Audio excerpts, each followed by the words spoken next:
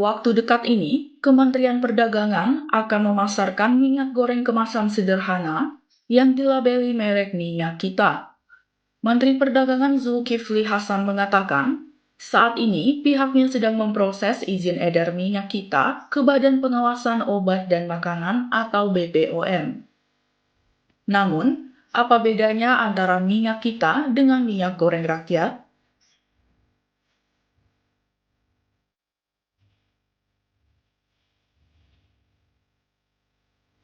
Mendak Zulhas mengatakan, program minyak kita ini merupakan program lanjutan dari program sebelumnya, yaitu minyak goreng curah rakyat alias MGCR. Dia menjelaskan, perbedaannya hanya terletak pada kemasan minyak goreng yang lebih kuat, rapi, dan lebih bersih.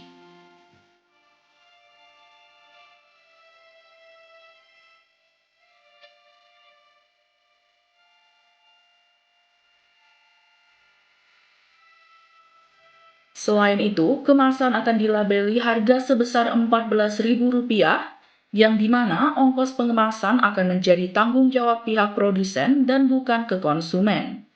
Zulhas menambahkan, nanti saat izin minyak kita sudah selesai, pasarnya akan diperluas hingga ke supermarket karena kemasan yang sudah lebih rapi.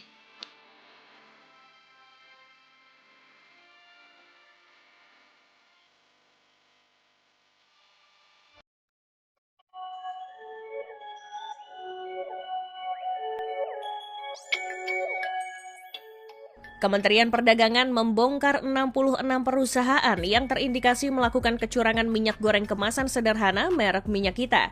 Menteri Perdagangan Budi Santoso mengatakan temuan itu berdasarkan hasil pengawasan terhadap barang kebutuhan pokok, termasuk minyak goreng yang dilakukan Kemendak bersama dengan Satuan Tugas Pangan Polri dan kementerian lembaga terkait. Sejak Desember 2024, Kemendak terus memperketat pengawasan minyak goreng sejak Natal dan Tahun Baru hingga Hari Raya Idul Fitri atau Lebaran. Dari pengawasan yang diperketat itu, kami menemukan beberapa perusahaan yang melakukan pelanggaran. Tercatat ada sekitar 66 perusahaan, tetapi pelanggarannya bervariasi. Ungkap Budi saat melakukan temuan ekspos minyak kita PT Arta Eka Global Asia di Karawang, Jawa Barat, Kamis 13 Maret 2025. Adapun 66 perusahaan tersebut melakukan pelanggaran mulai dari paket bundling, perizinan yang tak lengkap, harga yang melampaui harga eceran tertinggi Rp15.700 per liter, hingga izin KBLI yang tidak lengkap. Budi menegaskan Kemendak telah mengenakan sanksi terhadap ke-66 perusahaan tersebut berupa penyegelan pabrik. Misalnya saja pada 24 Januari 2025, Kemendak telah menyegel PT Navita Nabati Indonesia yang berlokasi di Tangerang. Selain itu, PT NNI juga tidak memiliki izin edar BPOM dan izin KBLI 82/920 serta memalsukan surat rekomendasi izin edar dari Kemendak. Kemendak pun mengamankan 7.800 botol dan 275 dus produk minyak kita isi 12 liter dalam kemasan pouch. Selamat sore, welcome back to my channel in Revolvere Channel Merdeka. Sore ini saya dengan latar belakang penjual tempe mendoan Purwokerto.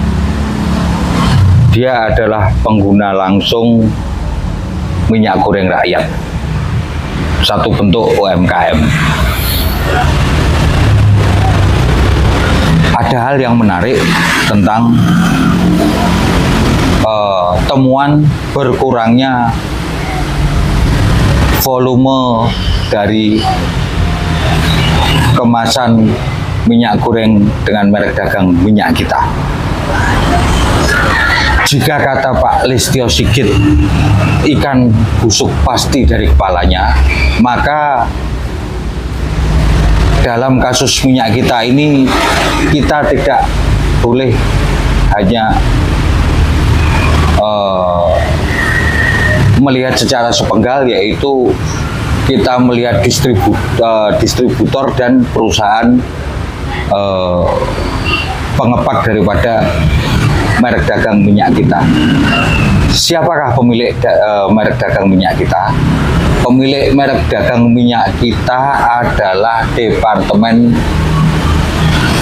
Perindustrian, Departemen Perdagangan. itu berkaitan dengan program minyak goreng rakyat, minyak goreng kemasan rakyat yang kemudian melahirkan merek dagang minyak kita. Nah,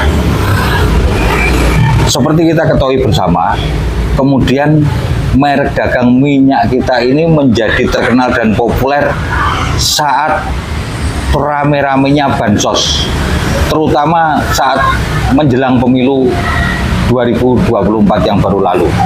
Banyak sekali merek dagang minyak kita beredar dan dipergunakan sebagai bansos. Nah, di sini kemudian kita bisa urai kenapa kemudian berkurang antara 200 sampai 250 mili. Itu bukan suatu jumlah yang sedikit.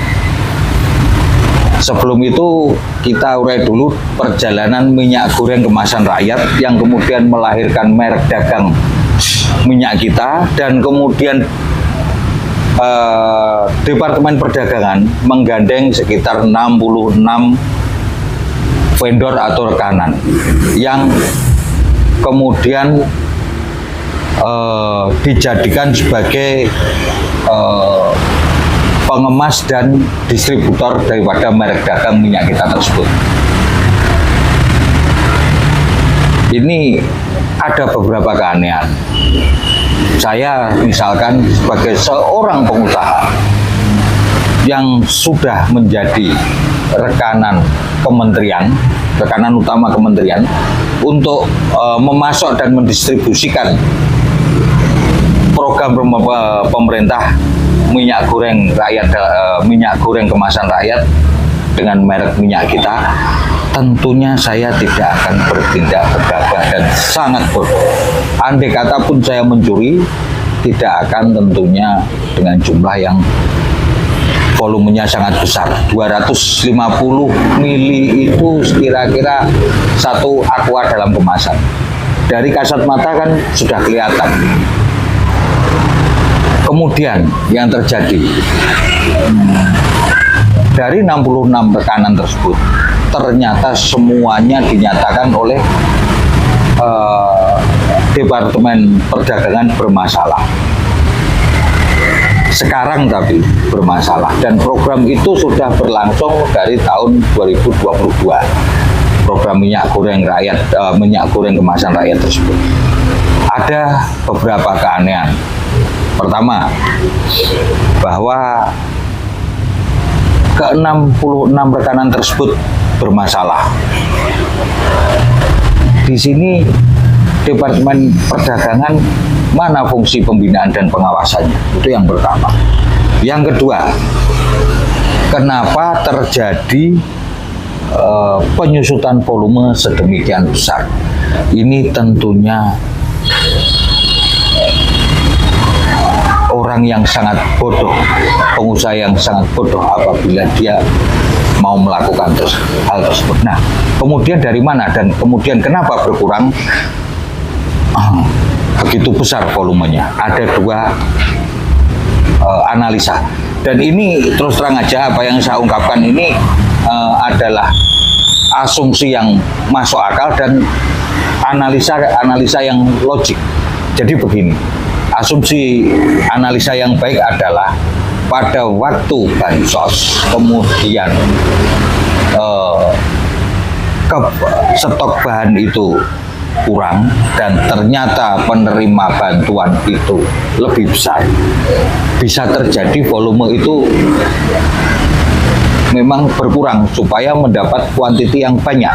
Misalkan penerima itu 12.000 namun ketersediaan stok hanya 10.000, wajarlah kemudian dikemas menjadi 800 mili atau mungkin 750 mili.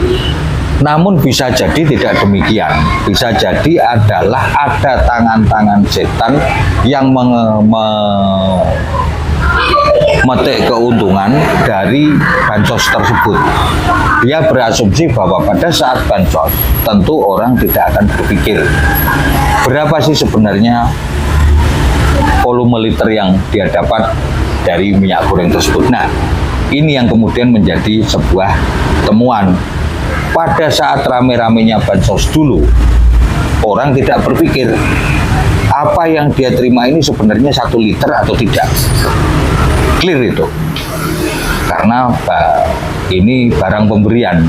Nah, setelah kemudian era bansos ini berakhir, bukan tidak mungkin ada sisa-sisa barang di beberapa gudang.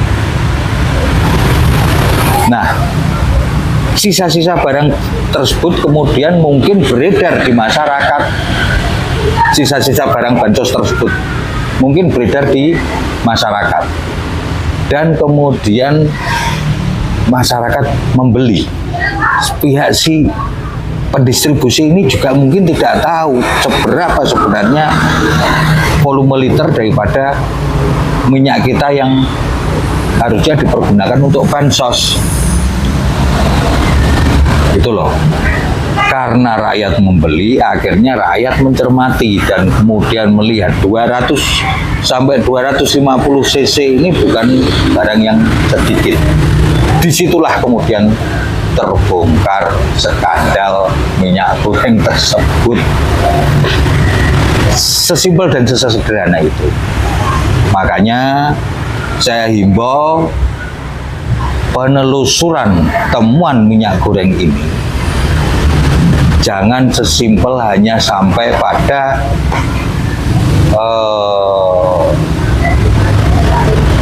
proses pabrikasinya saja, tapi kuliklah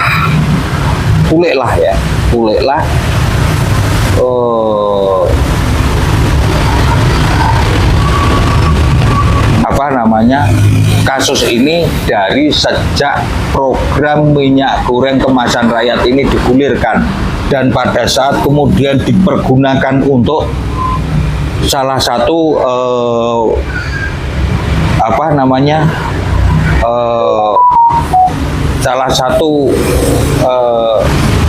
item yang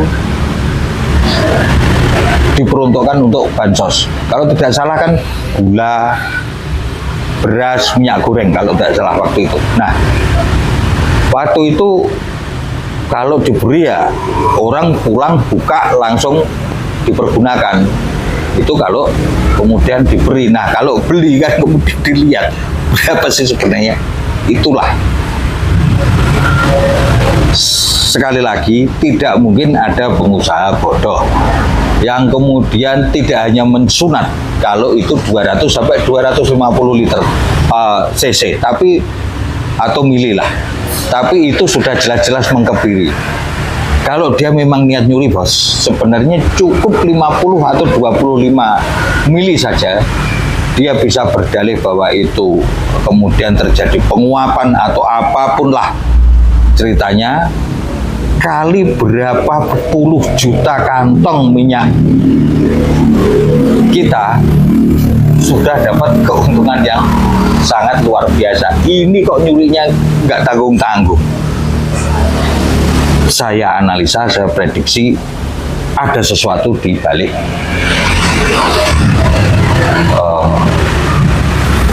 menyunat volume isi kemasan minyak goreng minyak kita. Saya jamin tidak akanlah berani sampai kepalanya pengungkapan kasus ini. Sebab kalau memang pengungkapan kasus minyak kita ini fair, bukan tidak mungkin mobilisasi bansos untuk pemenangan calon tertentu akan terkuak dari sini. Nah, sekian asumsi dan analisa dari Revolver Channel. Marilah kita berpikir dengan akal sehat.